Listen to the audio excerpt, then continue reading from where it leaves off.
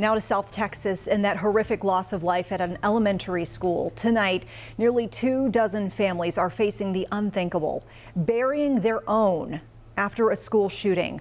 Earlier tonight, President Joe Biden addressing the nation on yet another senseless act of violence. I am sick and tired of it.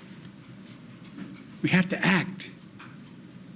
And don't tell me we can't have an impact on this carnage. So here's what we know right now. The gunman is an 18-year-old male. We are choosing not to show his face or name him tonight. We're also learning a Border Patrol agent was working nearby and shot and killed him. Now, along with the 19 young lives lost, 2 adults were also shot and killed by the suspect. We know there are others in the hospital. We do not know the ages of the children who were shot. School district officials say that they are reeling with the reality of this situation.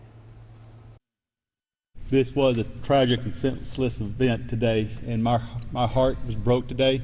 Our hearts and thoughts and prayers are with all our families as we go through this day and days to come.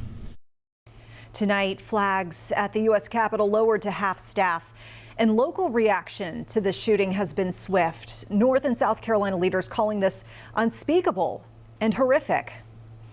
And you know, so many of us are trying to process tonight's news out of Texas. Perhaps some parents even wondering what to tell their children.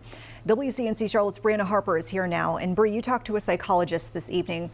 What sort of advice did she have? Yeah, Vanessa, one of the first things Dr. Joy Granetz mentioned was that it's important for parents to first process their own emotions and then make sure themselves are mentally okay before they then have that conversation with their child.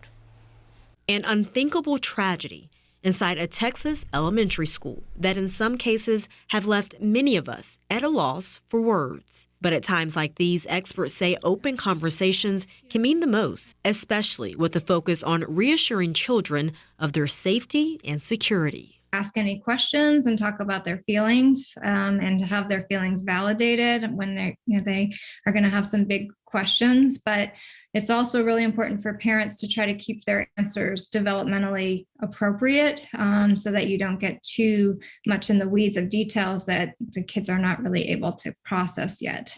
The age of your child impacts how they will handle these emotions. Psychologists add limiting exposure to constant news and social media can also help children better manage questions, concerns, and misinformation. Kids start to think about, sometimes they might think that this is probably going to happen as opposed to the possibility of it happening, and trying to help talk to kids about that as well. Dr. Granetz says in addition to keeping that open dialogue, she says it's also just as important to make sure that you're offering your child the right tools and resources in order to help them successfully handle any stress, sadness, or anxiety they might experience. Brianna Harper, WCNC, Charlotte. Bree, thank you. I know we're all just trying to make sense of what is the senseless right now. Of course, this continues to be a developing story. Our team will have the latest on this shooting investigation and the lives lost on our app. You can download that right now. Stay informed. It is free in the App Store, Google Play.